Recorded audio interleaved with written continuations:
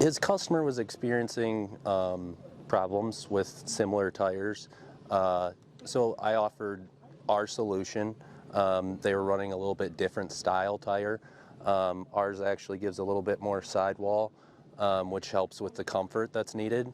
He also still wanted to stay narrow, so we still kept him in the 1250 so he could get up and down the road.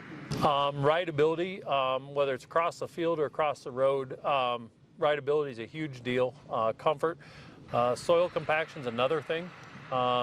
And then, of course, these things have to go not in the best of all conditions, so it's going to need to be able to have the traction to do what it needs to do. Basically, we're trying to get the same thing as those triples and that. The biggest thing is a square foot to the ground, square inches to the ground. We're doing that with the 1250s. Yeah, and at the end of the day, I mean, a lot of people, it's more traditional to see a tractor like this, a big four-wheel drive with duals with 8 tires on it. But what this tractor runs into a lot that a lot of those other tractors don't is it is going up and down the road. Like when you're meeting a car on the road, it's very uncomfortable when you're 24 feet wide with duals.